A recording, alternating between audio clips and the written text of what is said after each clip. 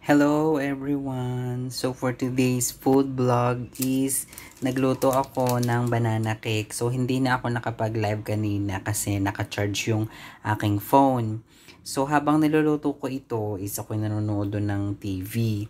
At naggawa rin ako ng fruit shake ng alaga ko. So itong banana cake, ang dami kasing overripe bananas doon sa may salas na nakadisplay doon sa lamesa. So ayan, para meron naman akong pang umagahan everyone. Ang ganda ng pagkakagawa ko ng banana cake everyone, 'di ba?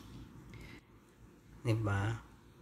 Sarap ang pagkakagawa ko ng banana cake, bonggang-bongga everyone. Yan lang ang naging putok everyone. Pero ang bango-bango niya. Katatapos ko lang siyang lutuin everyone. At ang bango-bango talaga ng aking banana cake. So madali lang naman yung gawin. Panoodin nyo lang yung aking mga previous vlog. Pero, sasabihin ko sa inyo, ang ginawa ko lang dito is 3 eggs, 4 na overripe bananas, 1 cup, 1.5 cups of all-purpose flour, 3 eggs, 1 cup of milk, 1 tablespoon of vanilla extract, 1 tablespoon of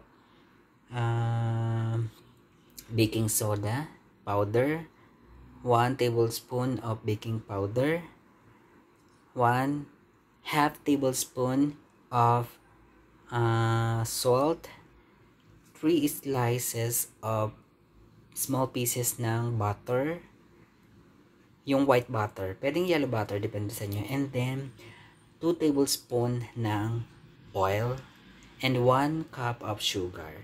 And then, heat nyo lang po ng 160 degrees ng 35 minutes. So yun, tapos na everyone. Luto na ang ating banana cake ng bonggang-bongga everyone. So, happy eating everyone ng bonggang-bongga.